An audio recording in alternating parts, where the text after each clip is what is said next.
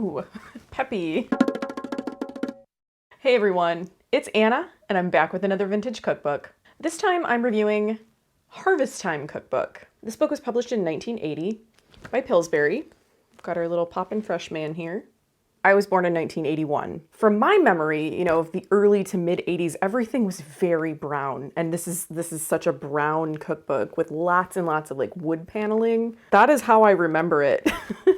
And of course, yeah, some people think 80s, neon colors. It's very possible that my little hometown is a few years behind everyone else style-wise. But I also wanted to point out the decorative pitchfork back here. I mean, this is it's harvest time, but they're really going hard on these like farm elements. We've got clay jugs and bandanas and dried corn and everything. So I did notice in this cookbook that they're veering away from like kooky language, which is a little sad. I do enjoy that very much. But there are still a couple of recipes that I want to call attention to. We've got this lovely little harvest scene. Still, again, very brown, very orange, very tan, very earth tone. Poultry, pork, and beef combined with the best autumn flavors. Delectable main dish suggestions to accompany an invigorating day outdoors.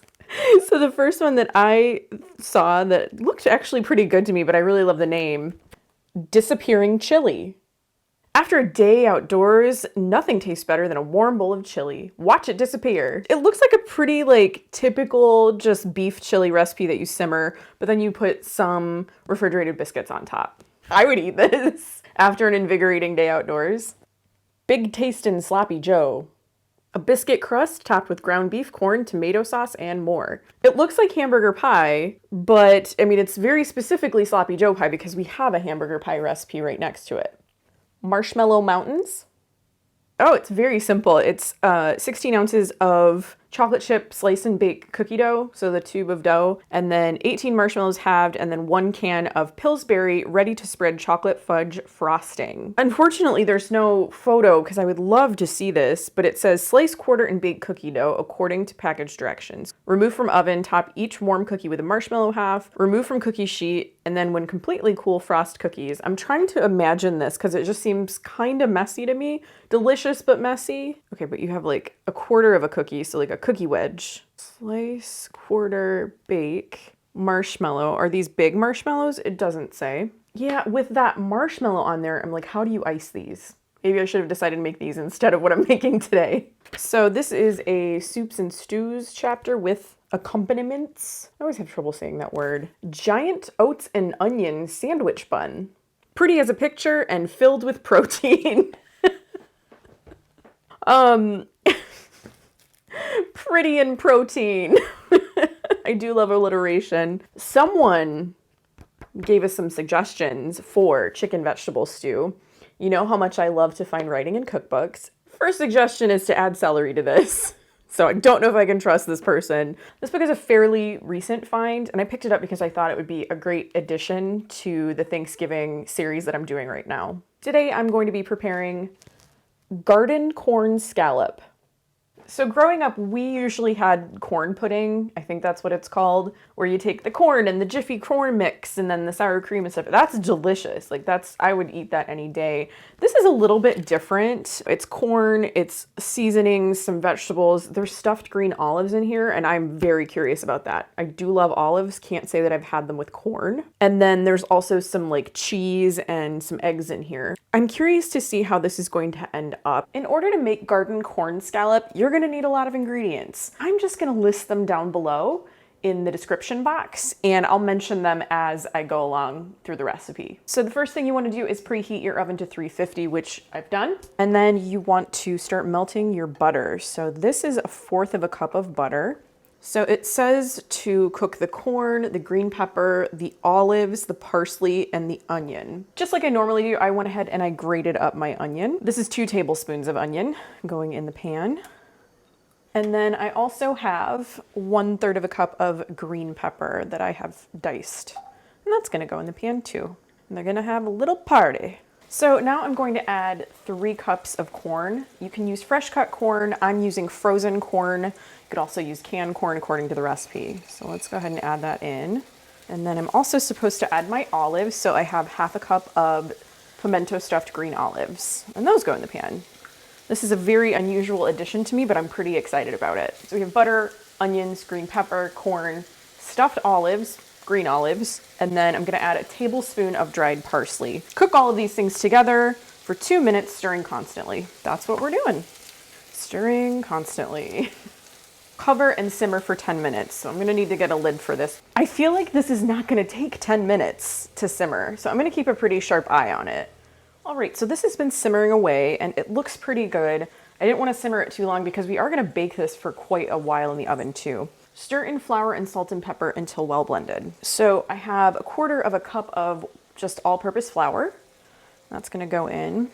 And then 1/2 teaspoon of salt and 1/4 teaspoon of black pepper. So we'll combine that. I do kind of want to switch to a whisk when I add the milk. Whoa, it's magic. Next it says add all of the milk all at once, which is so different than what I'm used to when it comes to making a white sauce. I mean, it's very specific when it says this. Cook until thickened, stirring constantly about 1 minute. This is getting very full. I needed to get a slightly larger skillet, I think. Maybe my whisking is a little aggressive. We'll do a gentle stir instead of an aggressive whisk. We are supposed to gradually stir in the eggs and the cheese. So I'm gonna add a little cheese first. I'm very nervous about the eggs. Maybe if I whisk it, just do it constantly. Gonna do some cheese. This is 1 cup of cheddar cheese and then 3 slightly beaten eggs. Okay, we're gonna do a little bit more. Oh, this is so luxurious. Luxury. It's kind of like a thick creamed corn with lots of other things in it. Okay, I'm gonna add the last of the eggs. Pour into a prepared casserole dish. So I have a 2-quart casserole here. That's what they say to use, and I've just sprayed it with a little bit of vegetable oil. We're gonna put this in the casserole dish. Combine breadcrumbs and margarine. So I have 1/2 cup of soft breadcrumbs, 2 tablespoons of melted butter here. So it says to combine these things. This is just to make a topping for the casserole. And now you just kind of sprinkle this over the top. So that actually took a little less time than I thought. It seemed like there were so many ingredients, but it all happens kind of fast. So this is what we have. I've got it in my little 2-quart dish. I'm gonna put this in the oven and bake it for 45 minutes and I'll be right back.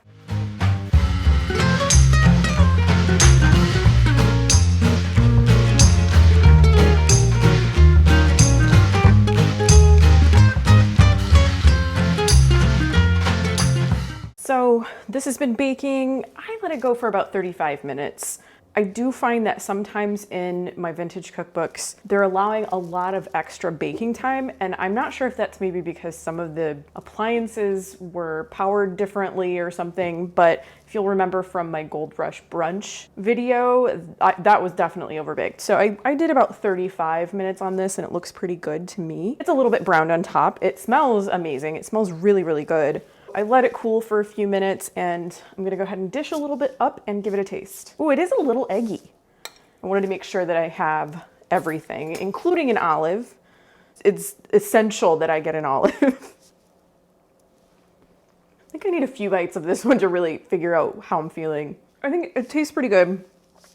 I think it needs more seasoning. It only had 1/2 teaspoon of salt and 1/4 teaspoon of pepper. Maybe because I used frozen corn and not canned corn, that you could use either one according to the recipe. You know, maybe canned corn would be a little bit more salty than the frozen corn I used. So I probably could have upped the salt a little bit. I would love to put cayenne pepper in here. I think that would be really, really good. I do like it though. It's got a little bit of a cheese flavor to it. When I say eggy, it's not like scrambled eggs necessarily. It's more like just like a thick kind of custardy sauce. It's really good. I like it a lot. Would just up the spices, up the seasoning a little bit. But this was a good one. I think this would go well next to your Thanksgiving sides if you want to do something just a little bit different with corn. I do like the olives in it. They're a lot more mild than I thought, really. They're not like super sour. It's really good. I like it. I cooked a recipe from Harvest Time Cookbook. Thank you so much for watching my videos. I really, really appreciate each and every one of you. Don't forget to like this video. And if you like this video, you might like my other videos and you might consider subscribing to my channel. I post content similar to this just about every week. Thanks again, and I'll see you in my next video. Bye.